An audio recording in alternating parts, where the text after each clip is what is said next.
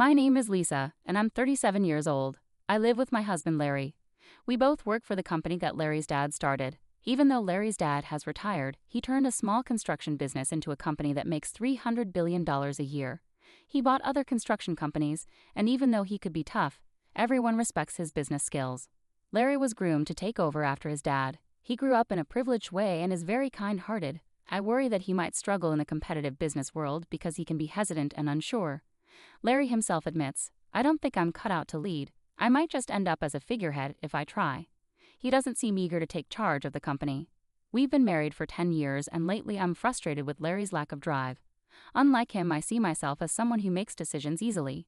During his active years, my father-in-law appreciated this about me and gave me important tasks to handle.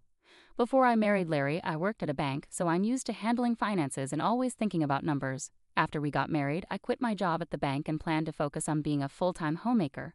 But then my father-in-law asked me to work for his construction company instead.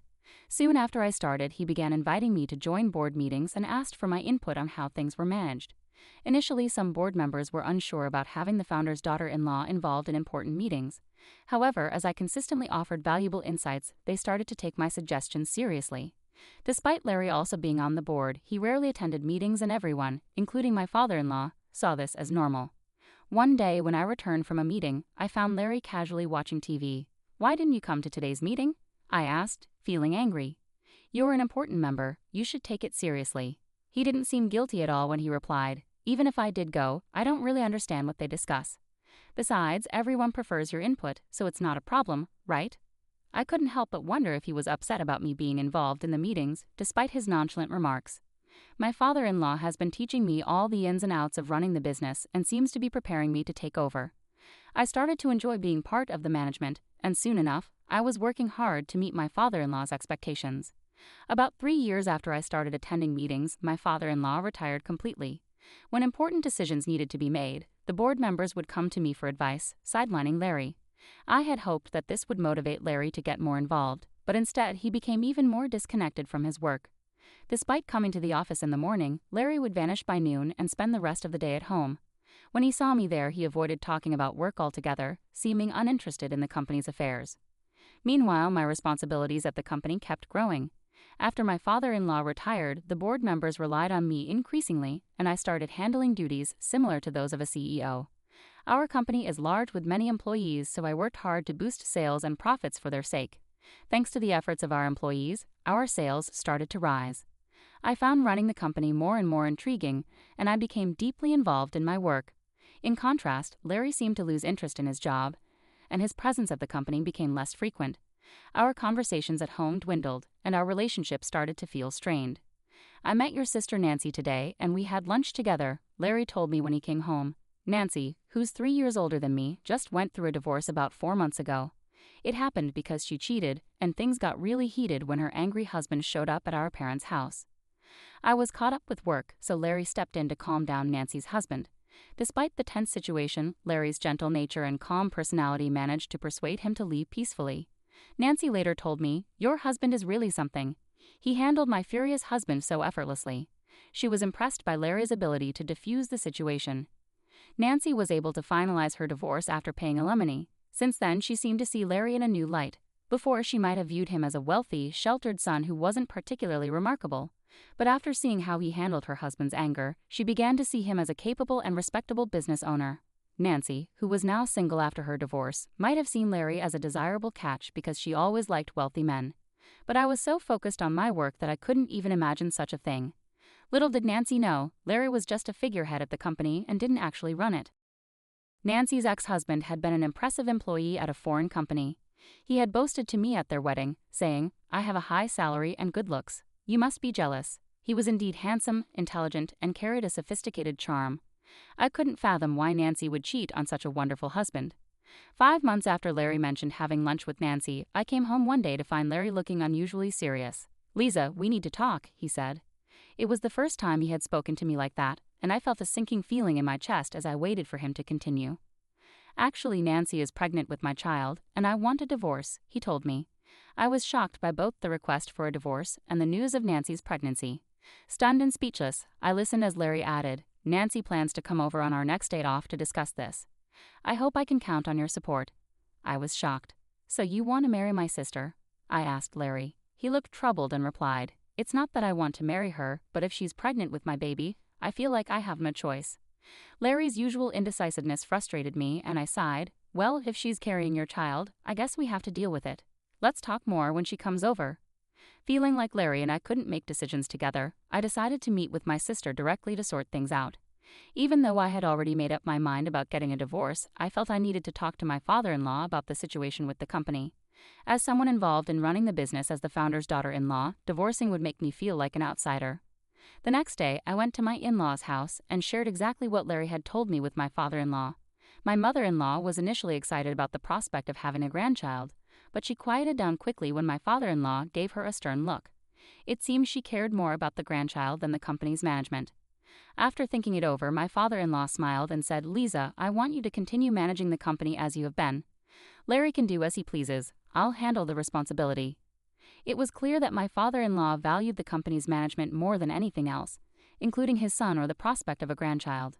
Even though he had retired, as the company's founder with the majority of shares, his influence was significant.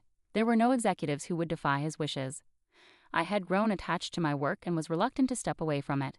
With my job secured, it was time to discuss the future with my sister. On my day off, she arrived at my house with a confident smile and said, Lisa, it's a shame you couldn't have a child. She then arrogantly offered me money as compensation and demanded that I leave the house immediately. My husband sat there silently, listening to our conversation despite being the cause of the problem. I was dismayed by his indifferent demeanor and responded, it's fine to discuss divorce, but we also need to address custody and property division. Let's bring in a lawyer to handle this properly. I never imagined you, my own sister, would end up with someone like Larry, I replied to my sister with a touch of sarcasm. She glared at me briefly but then composed herself. I've come to realize it's not just about appearances or status, it's about who someone is on the inside, she said earnestly. I couldn't help but stifle a laugh at her sudden wisdom about my husband's character. Holding back my amusement, I said, that's wonderful to hear. I hope you and Larry find happiness together. It seemed my sister believed Larry was more than he actually was, perhaps even the president of our father-in-law's company. It was clear she hadn't heard the truth from him. After our discussion, my sister decided to move in and arranged for movers. Knowing how impulsive she could be, I had already organized a new apartment with just the essentials. I also hired a lawyer to prepare documents for dividing our property and determining alimony. The next day, after moving my belongings out, I began negotiations for alimony and dividing property with my husband and sister, alongside my lawyer. My husband remained passive, showing little emotion, while my sister did all the talking.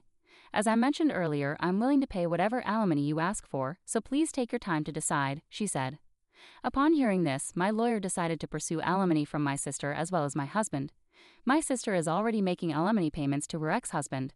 I had been informed beforehand that it might be challenging to claim alimony from her. However, since she offered to pay whatever I wanted, I decided to proceed with the claim. During the property division negotiations, my sister eagerly pointed out, this mansion originally belongs to Larry's family, so it shouldn't be included in the division of property, right? Remaining calm, the lawyer responded, this building and the land are owned by the company, so it's ultimately up to the company to decide. It seemed even my husband thought this house belonged to his father. Is that so? I thought this house was Dad's, he casually remarked. On the other hand, my sister was surprised and turned to the lawyer, asking, wait, does that mean I can't live in this house? The lawyer replied professionally, since it's owned by the company, you can continue living here if the company agrees. Relieved, my sister exclaimed, oh, you should have said that earlier. It's fine because Larry, the president, will still be here. This statement caught the lawyer off guard, who burst into laughter.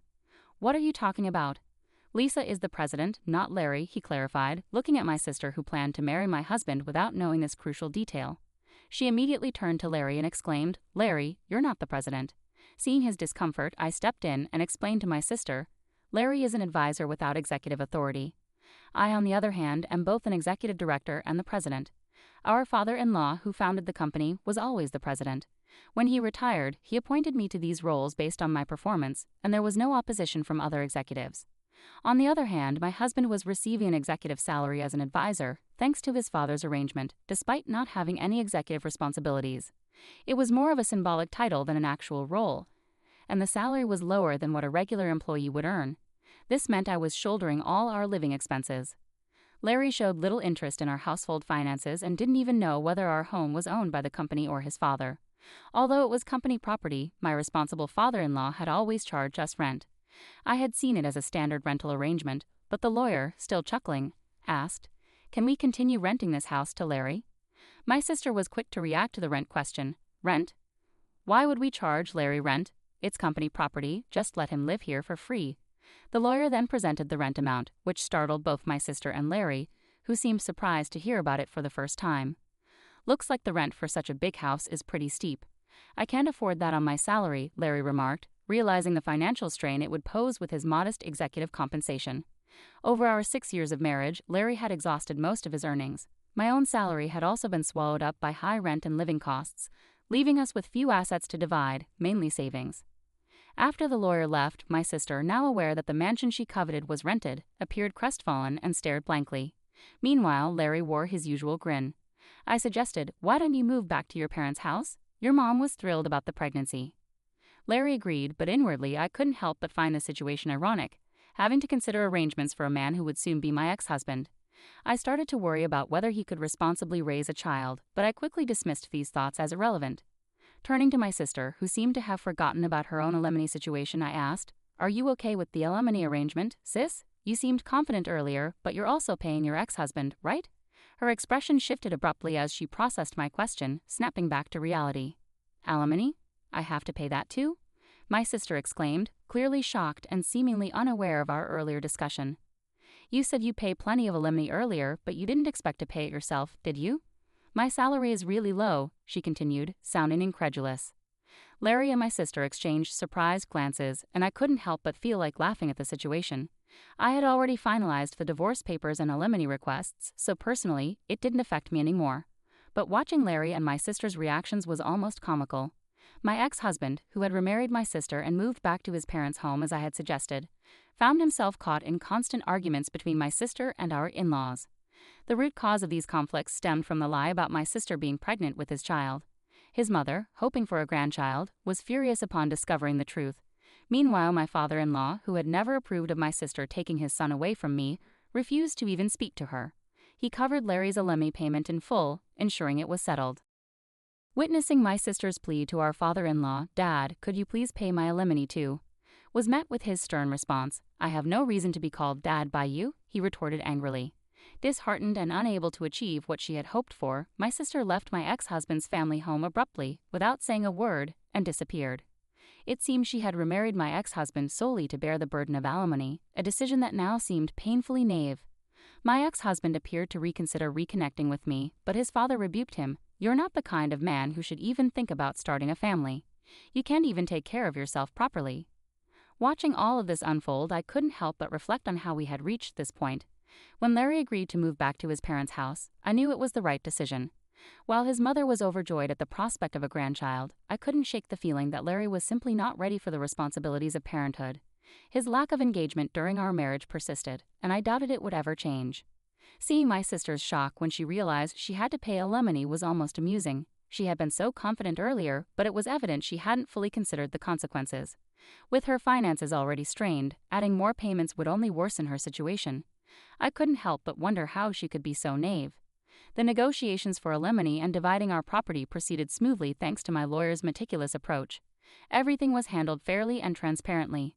In contrast, Larry and my sister appeared bewildered and overwhelmed by the process. Their exchanged glances of surprise and confusion indicated they hadn't fully grasped the gravity of their circumstances. Moving out of the house marked a significant new chapter for me. I had already secured a new apartment and was ready to start afresh. Although I had once considered the house my home, leaving it behind felt like a weight lifted off my shoulders. Since it was company property, parting with it also symbolized letting go of the final ties to my life with Larry. After I moved out, tensions between my sister and my in-laws escalated. The deception about her being pregnant with my ex-husband's child caused an irreparable rift. My father-in-law, who had never approved of my sister, openly expressed his disdain. He saw her as the cause of disruption in our family, and this latest lie validated his concerns. When my sister asked my father-in-law to pay her alimony, he coldly rejected her plea. "I have no reason to be called Dad by you," he snapped, clearly furious. Her hopes for a comfortable life supported by my ex-husband's family shattered, leaving her without the expected support. In the end, my sister fled from my ex-husband's family home without a word, abandoning the turmoil she had stirred. Her plan to remarry my ex-husband and secure financial stability had disastrously backfired. Instead of finding security, she had only multiplied the problems for herself and those around her. My ex-husband, realizing the chaos he was caught up in, seemed to consider reconciling with me. However, his father, always the voice of reason, rebuked him harshly, saying, "You're not the kind of man who should even consider starting a family. You can't even take care of yourself properly." Ultimately, I moved on from the entire ordeal. I focused on my career and building a new life, leaving behind the turmoil that had engulfed my marriage. It was evident that Larry and my sister had their own paths to navigate, and I chose to detach myself from their complicated lives. The experience taught me valuable lessons about trust, responsibility, and the importance of making decisions based on personal integrity. I resolved never to reconcile with my ex-husband, even if he begged me. His betrayal with my sister and his indifferent demeanor had shattered any remaining faith I had in him. During our discussions, he lost his executive position and now works as a temporary employee. His behavior throughout our marriage and after the affair made it clear he wasn't reliable or trustworthy. His lack of commitment to our relationship and the company showed he wasn't suited for the responsibilities he had. Seeing him reduced to a temporary employee only reaffirms my decision to move forward without him. Being CEO has become the most important aspect of my life. It gives me purpose and fulfillment, keeping me focused and motivated. I take pride in improving the company for our employees and their families. Being CEO is now central to my identity, and I can't imagine giving it up. I'm not considering remarrying after our breakup. Starting a new relationship isn't something I'm interested in right now. I've been through too much emotional turmoil to even consider starting a new relationship. Right now, my focus is on myself and advancing my career. There are many goals I want to achieve, and I'm determined not to let anything distract me. I've kept in touch with my father-in-law, and he's been a great source of support and wisdom throughout everything. His advice has been invaluable whenever I face tough decisions or need guidance. My commitment to the company feels like a marriage in itself. For the sake of my employees, I dedicate myself fully to its success. This means hard work, dedication, and a passion to ensure our business thrives.